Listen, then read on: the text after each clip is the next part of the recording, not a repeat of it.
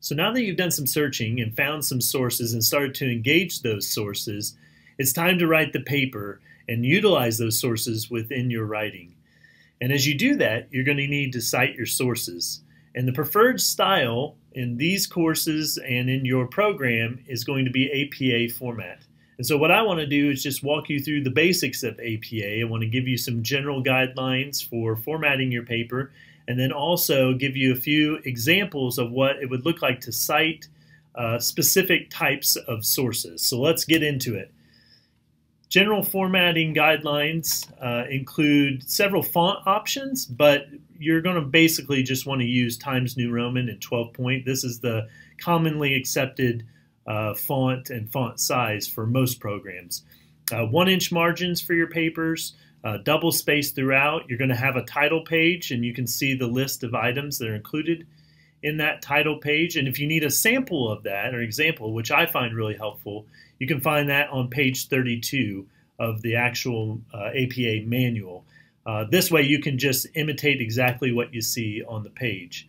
Also, everyone will be rejoicing because in the 7th edition, there's no longer a running head at the top of the title page and then throughout your paper. So you can leave that off going forward. In terms of citation, I found this quote in the manual really helpful as you think about what you're supposed to be citing and what you don't need to cite and how you figure that out. The manual says this on page 253, says that you need to cite the work of those individuals whose ideas, theories, or research have directly influenced your work. Cite only works that you have read and ideas that you have incorporated into your writing. And I love how this is phrased because note that it doesn't say you only need to cite things that you directly quote, which is a common mistake or a common practice in academic papers. But rather it says you need to cite ideas and theories and research, all of these things, direct quotes or ideas and thoughts even that come from someone else's work. And that you only need to cite those works which you're actually utilizing or referencing in the paper. So it's not uncommon to want to slide a few extra sources in there, maybe that are connected to some other sources you've used, in order to kind of beef up your reference list. Your professors will note that, especially if it's not referenced throughout the paper. So you don't want to do that. You only want to cite those things for which you're actually utilizing. And you want to give credit where credit is due. And that includes, again, direct quotations, but also ideas and theories and thoughts from another author that aren't your own thoughts themselves. So a few examples of what citation looks like. In this case, note that the author's name's not being used in the sentence itself. So when that's the case, you're going to put your citation at the end, your in-text citation at the end of the sentence in parentheses with the author's last name. And in this case, if there's 3 or more authors, you can just put et al. After that instead of listing out all the authors, because that could get really long and unwieldy. So you got the author's last name, you got the date of publication, and then you've got the page number at the end. And note that that's inside the period of the sentence. So it's a common mistake to put that outside of the period. So just make sure you tuck that inside of the period. Second example, you'll see that the author is actually mentioned in the sentence itself. And so in that case, then the citation shifts place and actually gets broken up into a couple places. So in this case, the author's name is at the beginning of the sentence, and then directly after the name comes the year of publication in parentheses, and then the page number is actually attached to the end of the sentence, again, inside the period. A third example, note again that the author's name is not listed in the sentence or mentioned in the sentence. So the citation goes at the end of the sentence with the author's last name and the year, but also notice there is no page number. And in this case, in the first two examples, you were citing direct quotes. You were referencing direct quotes or using direct quotations. In this case, there is no direct quotation. It's a reference to an idea in a book or article or something generally mentioned throughout that book or that work. And so in that case, if you were to directly quote that idea, you would be quoting, maybe most of the book or article. So there's no need to do that. You can make general reference to that idea or summarize that idea in your own words, but you still need to give credit. But you don't need to include the page number there. A fourth example has the author's name in that same scenario I just gave, has the author's name mentioned in the sentence. And in that case, then, you're just going to put the year of publication right after the author's last name.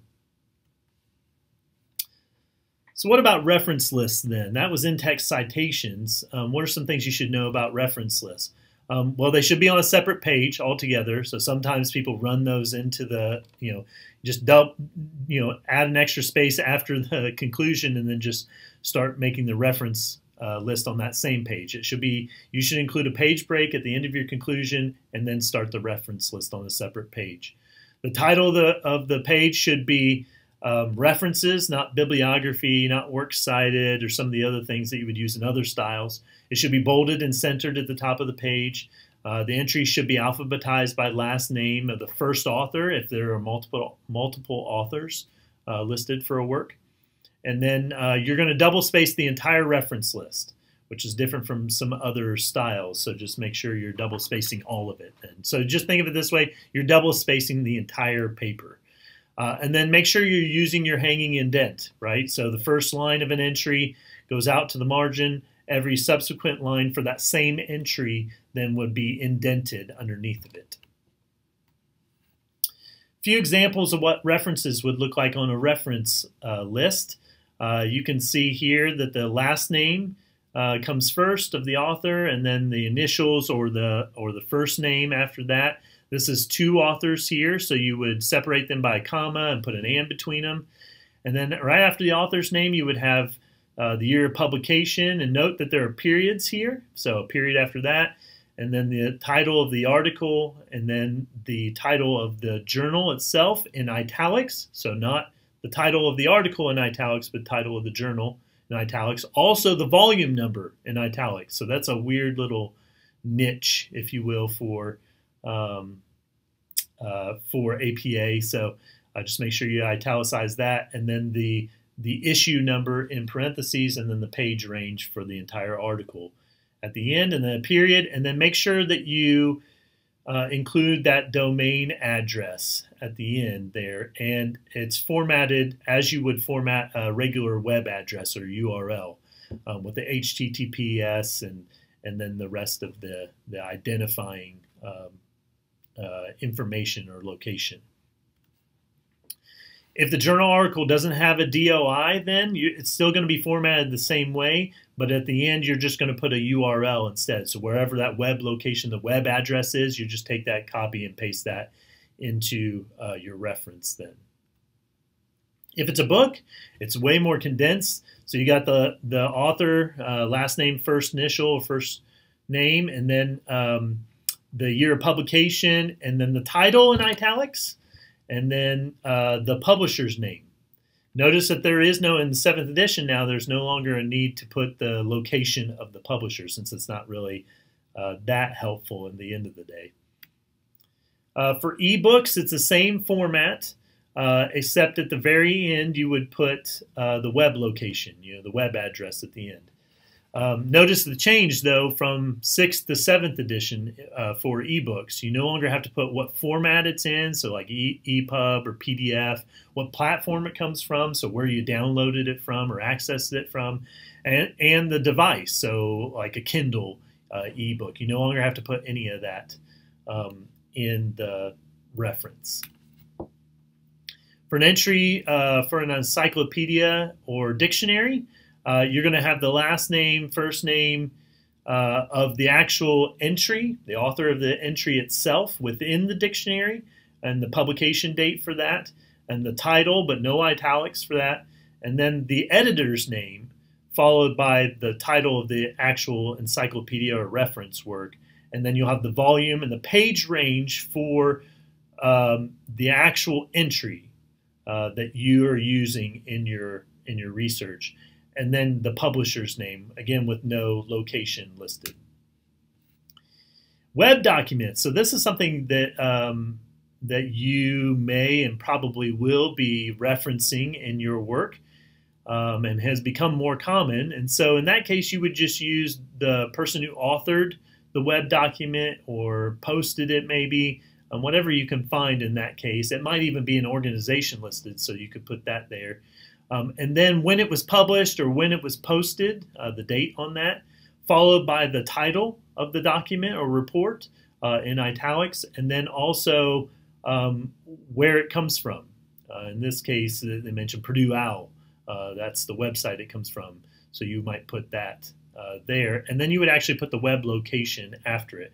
Notice another change from 7th edition is that you don't have to put retrieved from, because that's just assumed if you put a web address there. A few other changes in 7th edition. I already mentioned the 3 or more authors, and you can just shorten that to et al. Instead of listing out all the authors in your citation. Titles up to 20 authors should list the last name and initials for each author in the reference list. So you know, it used to be only 7, and then you could kind of shorten that, but now you got to go all the way up to 20 before you can start shortening things. There are more examples and guidelines for non-traditional works in the manual, which is really, really helpful. And this is just the nature of things as things have kind of evolved and the types of sources that are now available and being published. So you'll find a lot more examples of that in the manual. And then also just a couple of small things. Notice updated headings for levels 3 through 5. You'll want to look that up in the manual. And then 1 space. So for all you 2 spacers, after a sentence, at the end of a sentence, there's only 1 space after a period at the end of the sentence. A few other things to make mention of then. Some stylistic or you know, some grammar, some writing changes that have been mentioned in the APA manual. They've now included some guidelines for inclusive and bias-free language. So you can now use the singular, or use they and their in a singular form to replace he or she, which is a bit kind of clunky. I'm thankful for that change, as I had a natural tendency to want to do that anyway. And you'll want to use descriptive phrases instead of adjectives as nouns when you're labeling groups of people. So instead of saying the poor, which has certain connotations and carries certain assumptions behind it, you want to be more clear and more descriptive with your writing. So you would say people living in poverty. Also, the same would be true for age ranges. Instead of saying something like people over 65, which lumps everybody over 65 into kind of one category, which opens the door for stereotypes and all sorts of things, you would say people in the age range of 65 to 75. Be specific, be precise with what you're saying then. So those are some basics of APA format. In addition to what you've just seen, I also want to show you one other resource that could be helpful for you as you're trying to navigate APA, and as you get into your papers and maybe even struggle with remembering all this. We've put together on the library website a citation help guide. So if you're at the home page, you can hover over services and go down to citation help. And then once you get to the landing page here, you'll notice the styles listed out here in the navigation menu. And you can go down to APA and click on APA. And you'll see the general guidelines that I made mention of with maybe a little more explanation of those things. And then if you scroll down further, you'll see several examples, even more examples than I've given you, of how to build references for your reference list, you know, for particular specific kinds of sources. So even books with a single author all the way down to multiple authors, and books by corporate organizations and that sort of thing. And then you've got multiple tabs for other types of sources as well. There's also a link on the right side here to the ebook version of the APA manual. So I hope that this has been helpful in getting you familiar with and comfortable with you know, the most common types of citations and references in APA, and just some general formatting for your papers in APA style. Of course, if you run into an instance where you have a source that's not listed on the slideshow or in the citation help guide, you'll want to consult the APA manual itself. And if all else fails, please reach out to the librarians here at Miller Library. We'd be glad to help you navigate that and figure out how you can best cite the sources that you have and build your reference lists.